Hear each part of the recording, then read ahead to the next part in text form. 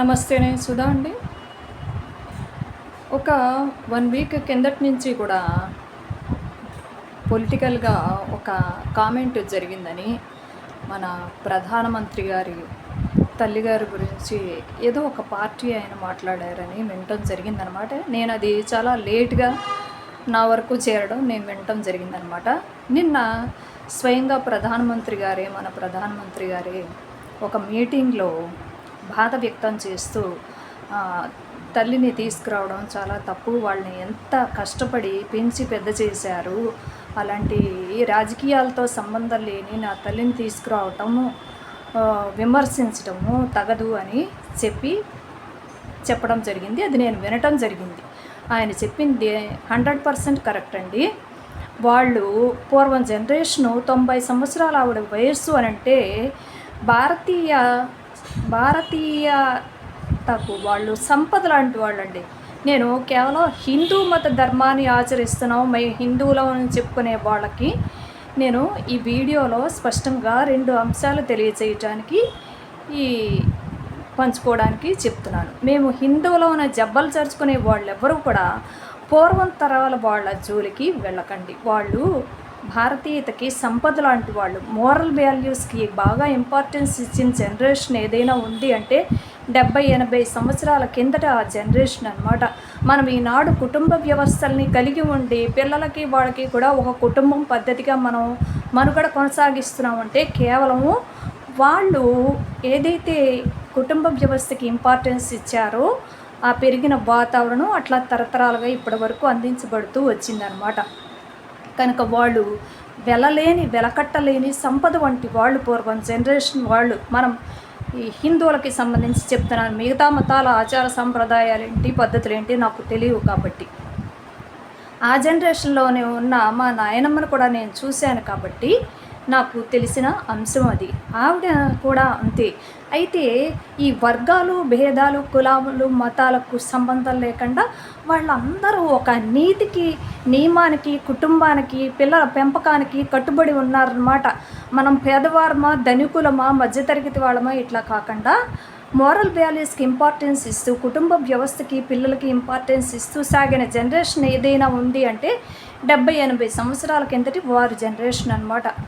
కనుక వాళ్ళని వేలెత్తి చూపించడం కానీ, విమర్శించే అర్హత కానీ ఈ జనరేషన్లో ఎవ్వరికీ లేదు. వీలైతే మీరు వాళ్ళ ఏదైతే ఆచరించారో ఆ గొప్ప విధానాన్ని మీరు మీ ముందు తరాలకి అందచేయండి. ఇంత గొప్పగా ఉంటాయి ఇట్లా బతకడం వల్ల, కుటుంబానికి వాల్యూస్కి ఇంపార్టెన్స్ ఇవ్వడం వల్ల ఇంత ఆనందాన్ని పొందగలుగుతాము అనేది ముందు తరాలకి, మీ పిల్లలకి, మీ మనవలకి తెలియచెప్పే ప్రయత్నం చేయండి. కానీ ఎంతమాత్రం రాజకీయాలతో సంబంధం లేని ఆ పూర్వం ఓల్డ్ ఈజ్ గోల్డ్ అనే ఆ జనరేషన్ని తీసుకొచ్చి విమర్శించడానికి ప్రయత్నించకండి. అది ఏ వర్గము, ఏ కులము, ఏ మతం వాళ్ళైనప్పటికీ.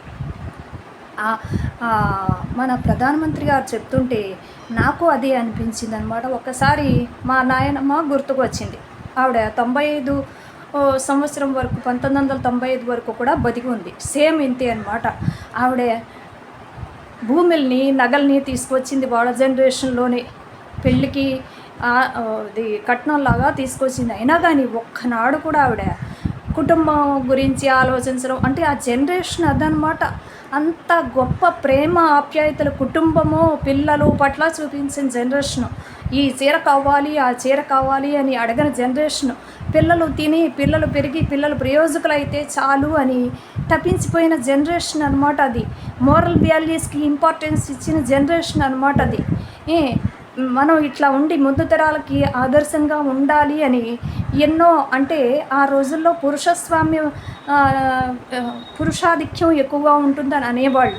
అయినప్పటికీ ఆ లోటుపాట్లన్నింటినీ సరిచేసుకుంటూ సహనంగా కుటుంబానికి అంకితమైపోయిన జనరేషన్ ఏదైనా ఉంది అని అంటే ఆ జనరేషన్ అనమాట.